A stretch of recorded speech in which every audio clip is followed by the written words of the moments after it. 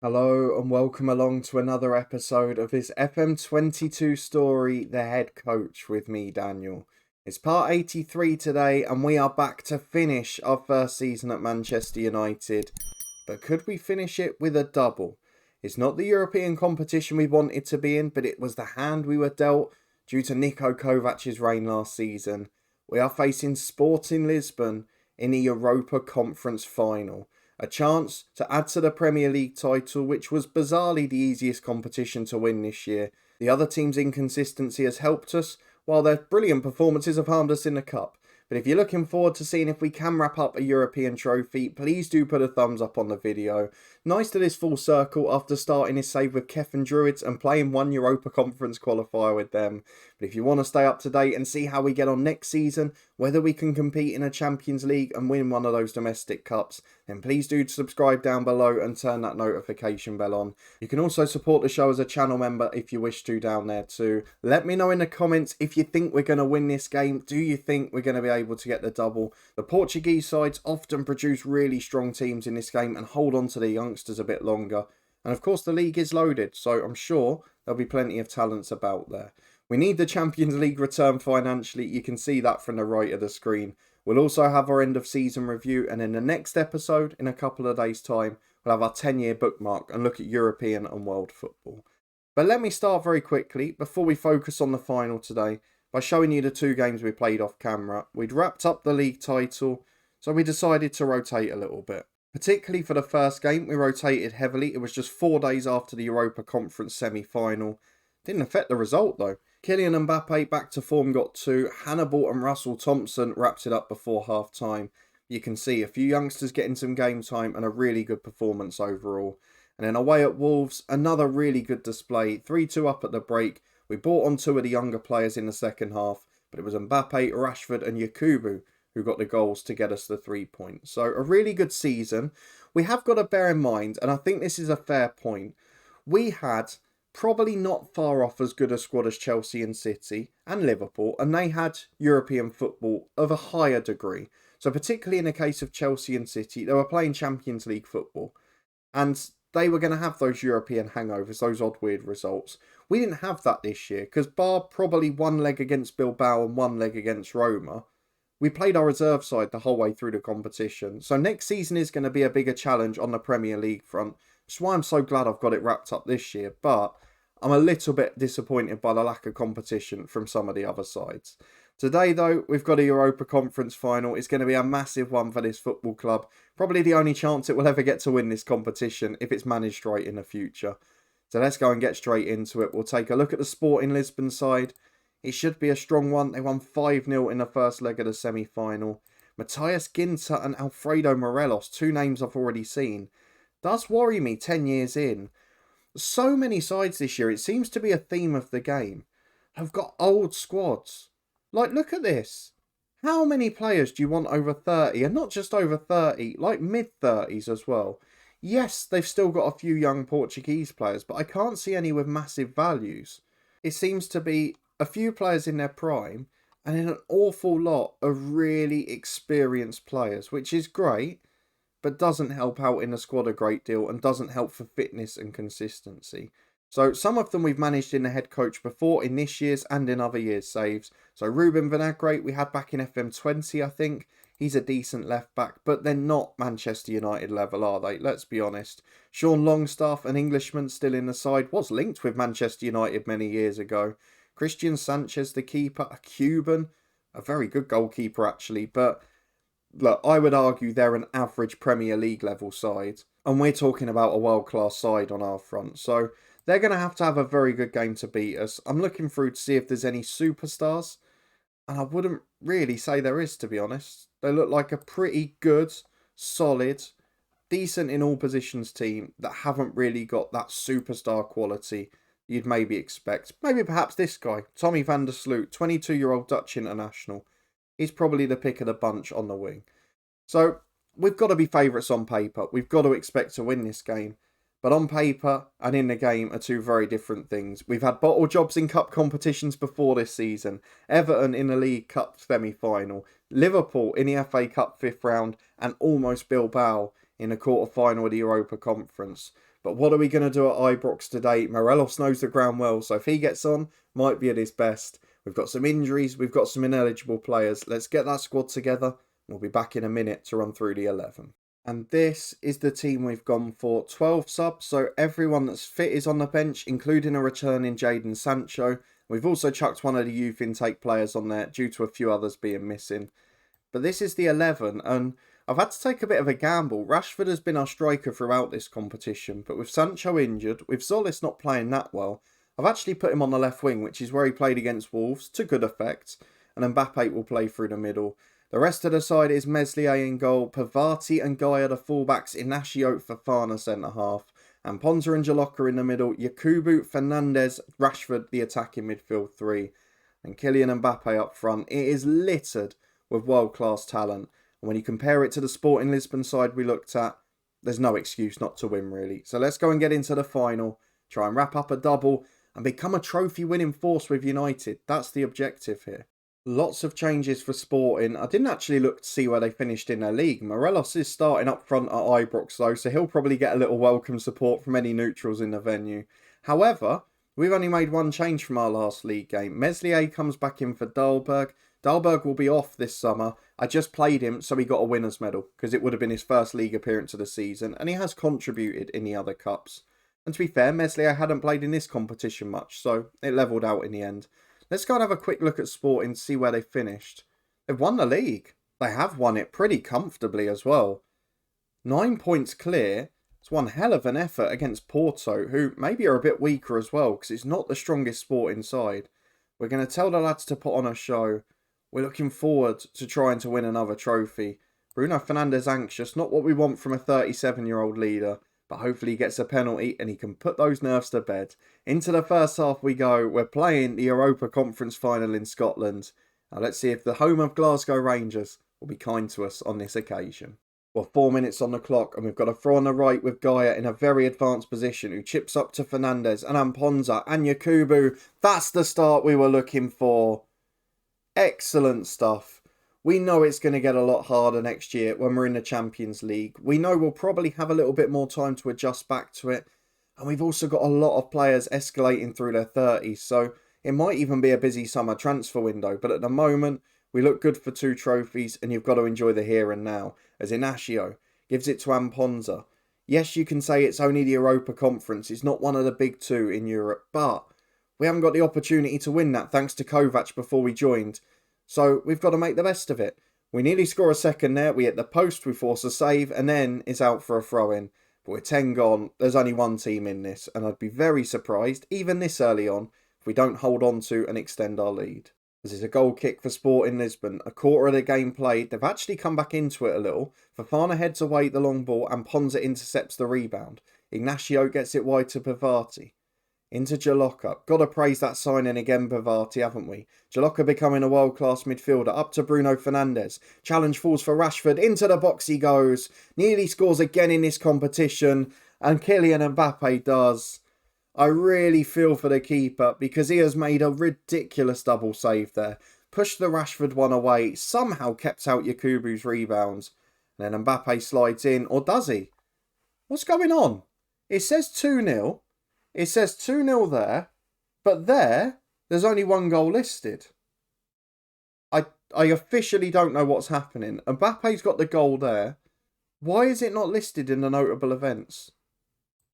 Don't tell me something's going to go wrong now. Let's go back to it again.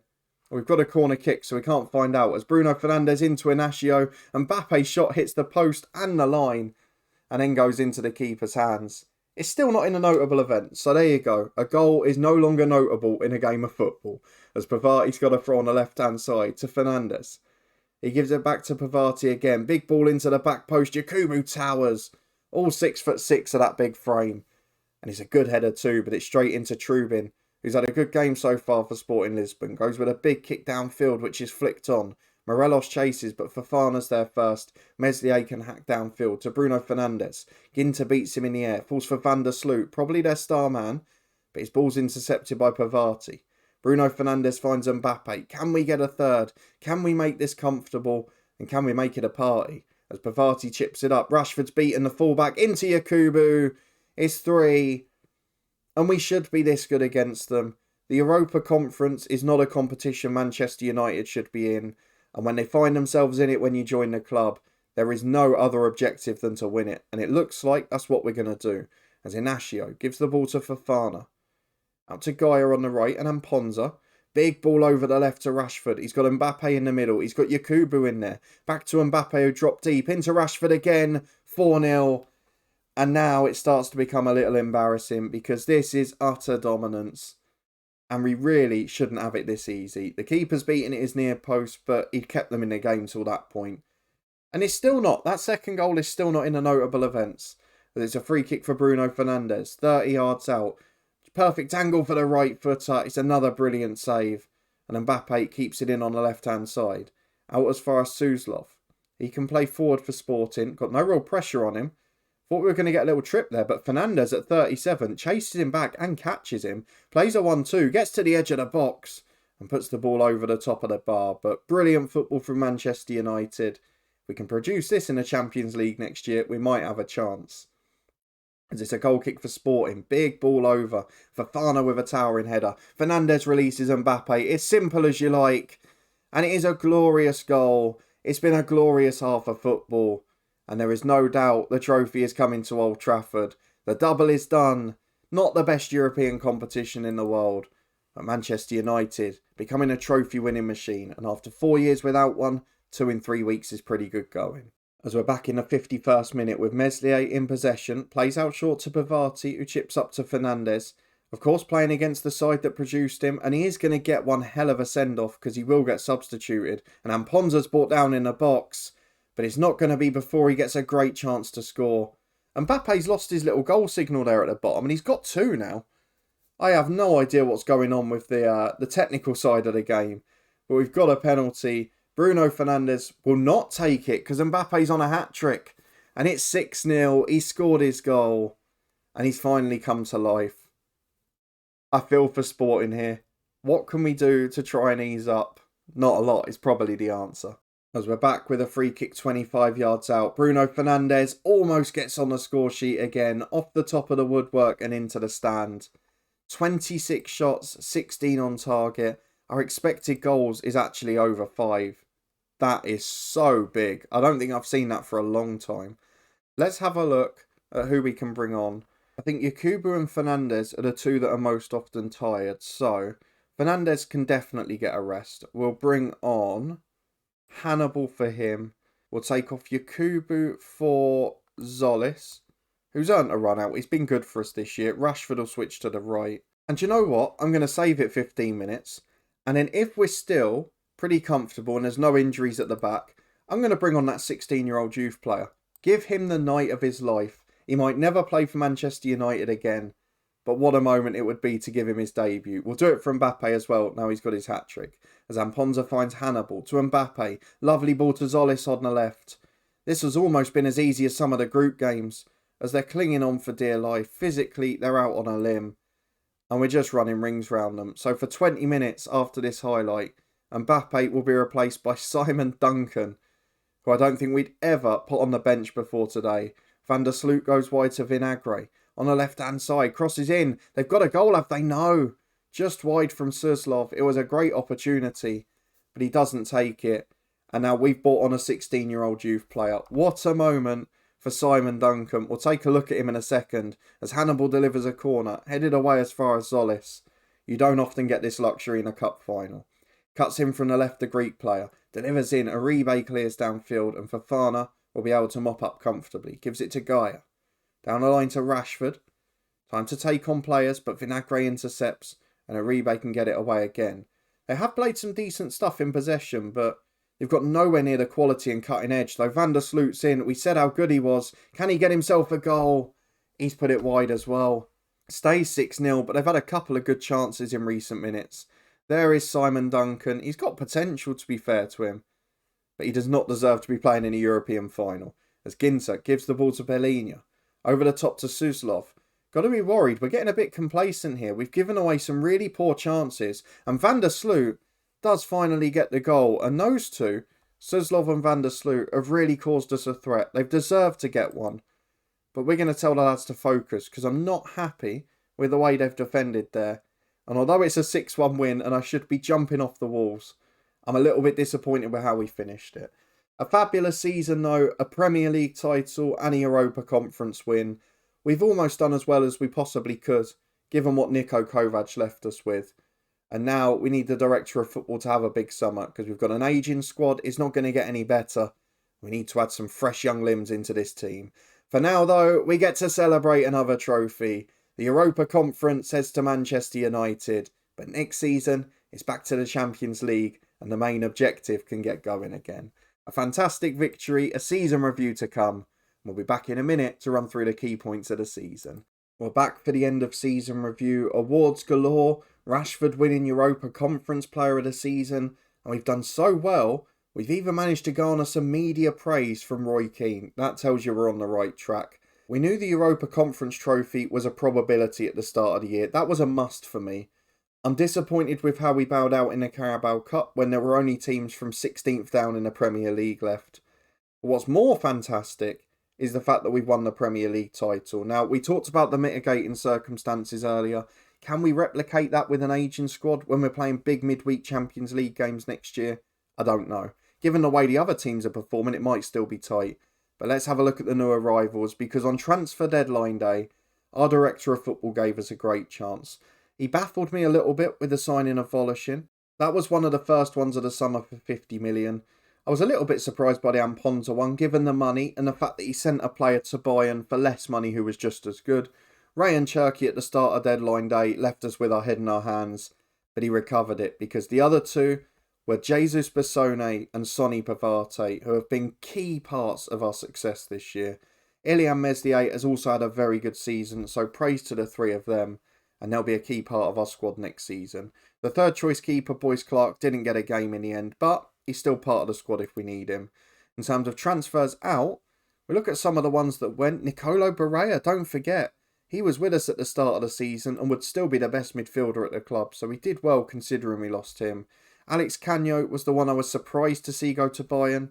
He's better than any midfielder at the club, and he's better than Amponza now as well.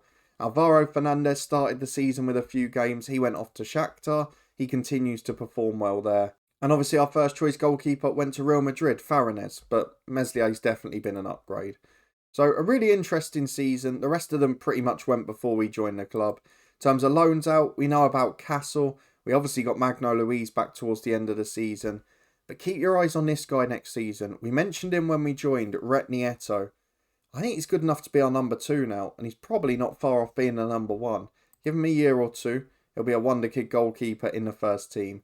Casal went to Newcastle second half of the year. I'd like him to stay, but not up to us. It's the beauty of a director of football challenge. On to the season results. That's the key. We win the Premier League title.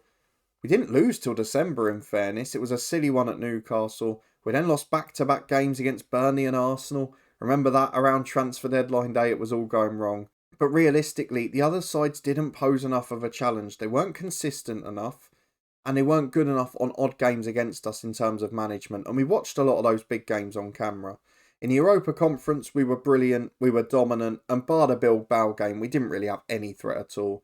The FA Cup, a really disappointing defeat against Liverpool, a poor performance against Villa of the Championship. We didn't deserve to win that at any stage. But the crushing one is the League Cup. The only trophy I'd won before coming here. And in the semi-final, we were 3-0 up at half-time of the first leg. And we somehow lost on aggregate to Everton. It's so frustrating. And we know in the final, we would have played Brighton or a League One side. And I would have banked on us to win that. So that's the one I want to put right next year. But with the Champions League, it's going to be unlikely. Our biggest win was a 10-1 against Flora. A real mismatch in the Europa Conference group stages. And that was with our backup team as well. A 6-0 win against Wolves was the match to remember. That was just before Christmas. And it was at a crucial stage because at that point we just lost our first Premier League game. It was getting tight and tense at the top.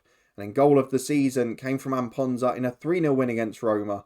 We saw that on camera in the last episode. It was a glorious finish in fairness. The finances are in the worst position they could possibly be. We've still got a worldwide reputation. We've got the return of Champions League football next year. And I'm sure with that, there'll be some big money coming in. And hopefully, the director of football can reduce the wage bill a bit. Because there's a lot of these old players on massive money. and the young ones that come in generally aren't on quite as much. In terms of the best 11, let's see if we agree with it. Oh, that's controversial. No Mbappe in the team given by the assistant manager. However, Rashford played in Europa Conference group stages up front, and that gives him a bit of an unfair advantage. Hard to ignore him with 46 goals, albeit about 30 of them in that competition. The rest of the team, though, Hannibal's in above Amponza. Is that something we've got to consider next year? Bassone's in above Fofana, but I guess he was injured a significant portion. And Zolis in on the left wing ahead of the likes of Sancho, who had a lot of injury problems, and of course Mbappe too. I just noticed Bordenelli at left back as well. Pavard ain't missing out there. But what a side. We win Manager of the Year in the Premier League, loads of Manager of the Month awards. Bruno Fernandes still the star player to the fans at 36. Rashford breaking goal records, Fernandes breaking assist records, and Yakubu winning Young Player of the Season. I think he's the next star of the future of this club. History in the making with 2 competitions. The Europa Conference, something I'd probably not like to play in again now we've reached the top level. But to be fair to us, we've won the Premier League too. And with it, a return to Champions League football. So a wonderful season for Manchester United. So many big positives coming there.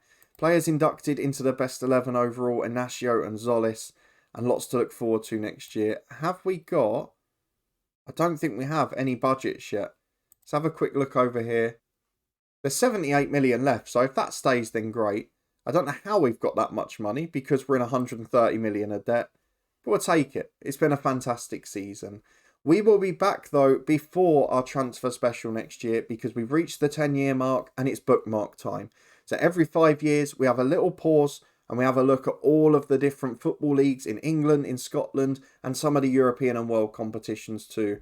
And we just see how the football world's changing. So that will be here in a couple of days' time. If you're looking forward to it and you did enjoy this season with Manchester United, I'll finish on the competition screen so you can see the confirmation. Then please do put a thumbs up on the video. Subscribe down below for daily FM22 content from 2 long-term stories. We had an absolutely massive one with Hemel Hempstead yesterday. Involved the summer transfer special. Please do check it out in the eye above. And after our bookmark here in a couple of days' time, we will be back for a big transfer special ahead of a second season at Manchester United and a return to Europe's elite competition. In the meantime though, I'll put a link to yesterday's Hemel video above my head. Please do check it out.